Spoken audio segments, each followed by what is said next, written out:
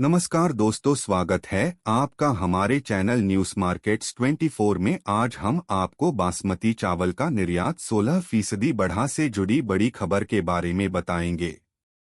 भारतीय कमोडिटी की निर्यात मांग में अब पहले से सुधार देखने को मिल रहा है। चालू वित्त वर्ष के पहले महीने अप्रैल में कुल कमोडिटी निर्यात में 6% की गिरावट आई थी, जो अप्रैल से मई महीने में घटकर महज आधा फीसदी रह गई। यह सुधार भारत के कृषि और प्रसंस्कृत खाद्य उत्पाद निर्यात के क्षेत्र में एक सकारात्मक संकेत है। प्रमुख कमोडिटी के कुल निर्यात में गिरावट की वजह कुछ गैर बासमती और गेहूं के निर्यात पर प्रतिबंध लागू होना माना जा रहा है। हालांकि चालू वित्त वर्ष में बासमती चावल की निर्यात मांग में काफी बढ़ोतरी देखी गई है। कृषि और प्रसंस्कृत खाद्य उत्पाद निर्यात विकास प्राधिकरण एपीडा से प्राप्त आंकड़ों के अनुसार वित्त वर्ष 2024 से 25 के पहले 2 महीने यानी अप्रैल से मई में 433.10 करोड़ डॉलर मूल्य की प्रमुख कमोडिटी का निर्यात हुआ, जबकि वित्त वर्ष 2023 से 24 के इन्हीं महीनों में 435.8 करोड़ डॉलर मूल्य की प्रमुख कमोडिटी का निर्यात हुआ था। इस तरह चालू वित्त वर्ष के पहले 2 महीने में इन कमोडिटी के निर्यात में महज 0.49% की गिरावट दर्ज की गई। मई महीने में कमोडिटी निर्यात में सुधार भी देखने को मिला है।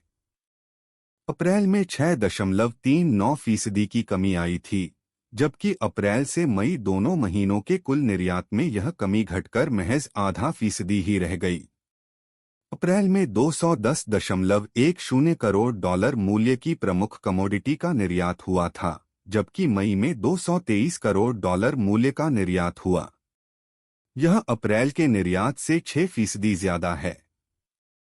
मई में निर्यात सुधरने की वजह ताजे और प्रोसेस्ड फल व सब्जी की निर्यात मांग का पहले से मजबूत होना है। साथ ही पशुधन उत्पादों लाइवस्टॉक प्रोडक्ट्स के निर्यात में करीब 8% इजाफा होने से भी निर्यात में सुधार हुआ है। अप्रैल में इनका निर्यात घटा था, लेकिन मई में इसमें बढ़ोतरी देखी गई।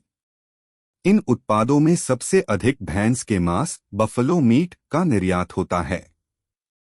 अप्रैल में इसका निर्यात करीब 76,534 टन हुआ था, जबकि मई में इसका निर्यात बढ़कर 89,720 टन हो गया।